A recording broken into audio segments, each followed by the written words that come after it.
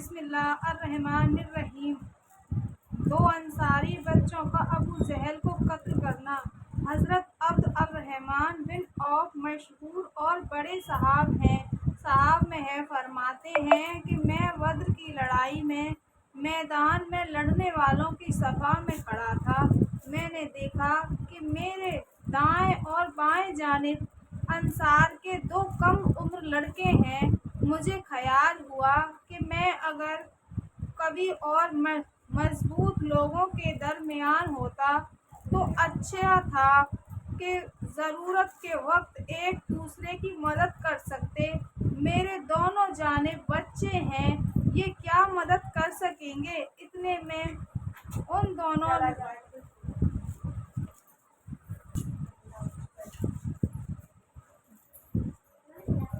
بچنا نہ ہوا، تمہاری کیا غرض ہے؟ اس نے کہا، مجھے یہ معلوم ہوا کہ وہ رسول اللہ صلی اللہ علیہ وسلم کی شان میں گالیاں بکتے ہیں۔ اس پاک ذات کی قسم جس کے قبضے میں میری جان ہے، اگر میں اس کو دیکھ لوں تو اس وقت تک اس سے جدا نہ ہوں گا کہ وہ مر جائے یا میں مر جاؤں۔ مجھے اس کے اس سوال اور جواب پر تعجب ہوا۔ اتنے میں دوسرے نے یہی سوال کیا اور جو پہلے نے کہا تھا وہی اس نے بھی کہا۔ اتفاقاً میدان میں ابو جہل دوڑتا ہوا مجھے نظر پڑ گیا۔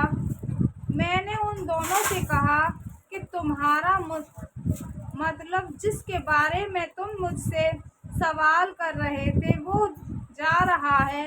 دونوں یہ سن کر تلواریں ہاتھ میں لیے ہوئے ایک دم بھاگے چلے گئے اور جا کر اس پر تلوار چلانی شروع کر دی، یہاں تک کہ اس کو گرا دیا۔ یہ دونوں صاحبزادے معاذ بن عمرو بن جموح اور معاذ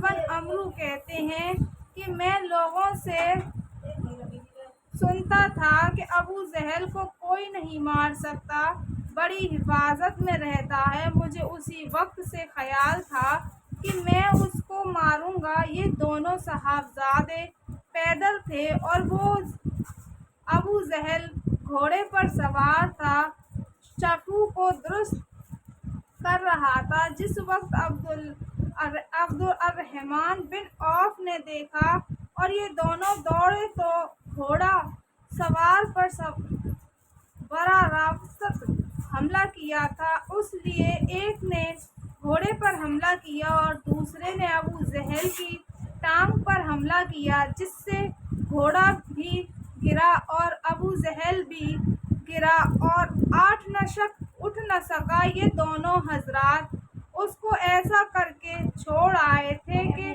اٹھ نہ سکے، وہیں پڑا تڑپتا رہے، مگر معاذ بن عمرو ان کے بھائی نے اور ذرا اٹھارا کر دیا کہ موادہ اٹھا کر چلا جائے، لیکن بالکل انہوں نے بھی نہ نپٹایا۔ اس کے بعد عبداللہ بن مسعود نے بالکل ہی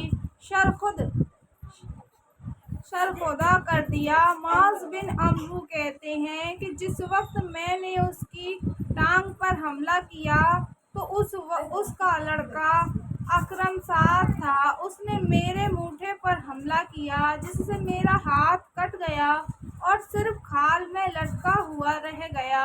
میں نے اس